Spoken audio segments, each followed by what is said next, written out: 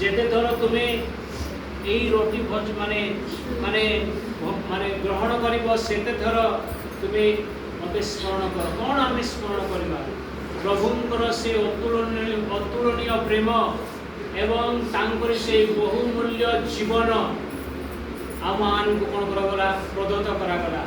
ଆଉ ସେ ପ୍ରଭୁଙ୍କର ପ୍ରେମ ଯୋଗୁଁ ଆମେ ରକ୍ଷା ପାଇଲୁ ଏବଂ ଏହି ପ୍ରଭୁ ଭୋଜ ମାଧ୍ୟମରେ ଆମେ ତାଙ୍କ ସହିତ ପୁନର୍ବାର ସଂଯୁକ୍ତ ହୋଇପାରୁଛୁ।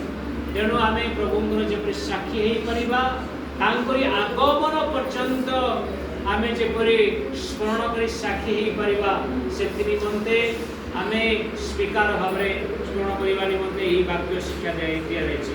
ତତ୍ପରେ ସେ ପାନପତ୍ର ସେ ଘେନି ଏବଂ ସେ କହିଲେ, ଏହା ମୋର ରକ୍ତ, ନୂତନ ନିୟମର ରକ୍ତ, ଏହା ତୁମେ ପାନ କର ଏବଂ ଏହି ରୋଟି ଏବଂ ଏହି ପାତ୍ର ଯାହାକି ମୋର ଶରୀର ଏବଂ ମୋର ରକ୍ତକୁ ନିଦର୍ଶନ କର।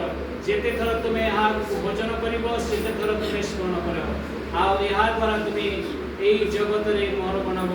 ସାକ୍ଷୀ ହୁଅ। ତାହା ହିଁ ପ୍ରଭୁ ଏହି ସମୟରେ ଆମମାନଙ୍କୁ କହୁଛନ୍ତି। ଏହି ପ୍ରଭୁ ଭୋଜ ମାଧ୍ୟମରେ ଆମେ ପ୍ରଭୁଙ୍କ ଠାରୁ ଯେ ଆମେ ଅନୁଗ୍ରହ ପାଇଛୁ, ଦୟା ପାଇଛୁ, ସ୍ମରଣ କରିବା।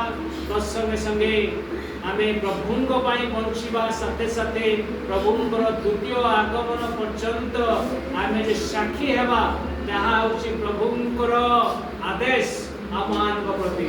ତେଣୁ ପ୍ରଭୁ ବହୁଳ ଭାବରେ ପ୍ରତ୍ୟେକଙ୍କୁ ଆଶୀର୍ବାଦ କରନ୍ତୁ। ଏହି ସମୟରେ ମୁଁ ବିଶେଷ କରି ସମ୍ପାଦକ ଆଜ୍ଞାଙ୍କୁ ମୁଁ ଅନୁରୋଧ କରେ ଆଉ ଏହି ପ୍ରଭୁ ଭୋଜ ନିମନ୍ତେ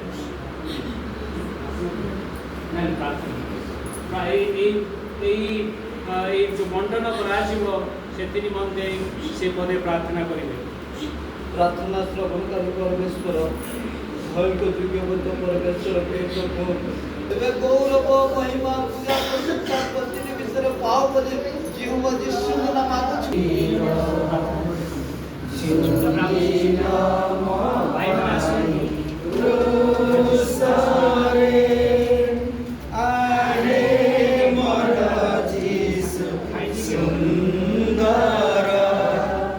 ପ୍ରାର୍ଥନା